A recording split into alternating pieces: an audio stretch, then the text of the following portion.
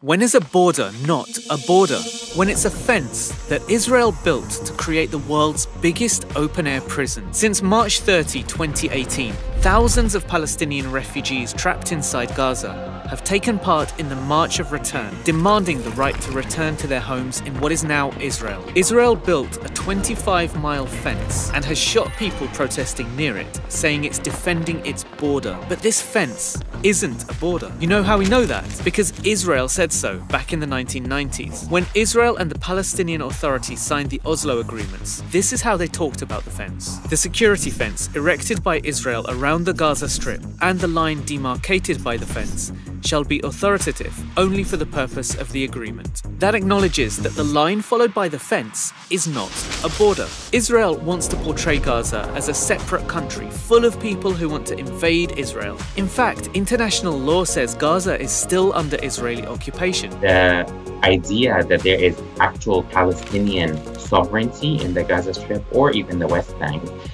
is false. Israel continues to control all aspects of life in the Gaza Strip, and as such is deemed under international law to still be the occupying force. In 2010, the UN called Gaza a large open-air prison, and it's not hard to see why.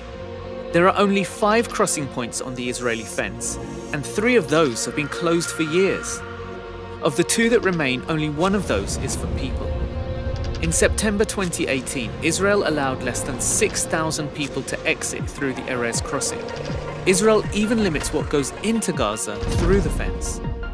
Sage, cardamom, ginger, dried fruit and potato chips have all been on the prohibited list. It controls things that demonstrate the degree to which it occupies the territory, including the population registry. So if someone is born in the Gaza Strip and they are not registered within the Israeli authorities, they do not exist. They are unable to travel outside of the Gaza Strip.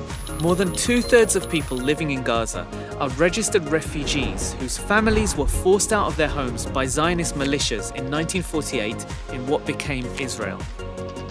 Israel's Jewish majority was cemented by expelling 4 out of every 5 Palestinians who had lived there. So this fence stands between Palestinians and their former homes, from which they were evicted and to which they've been forbidden from returning. It confines them to a strip of land in which they've been imprisoned as refugees for generations. To the Palestinians of Gaza taking part in the March of Return, they're not breaching another country's borders. They're simply attempting to go home.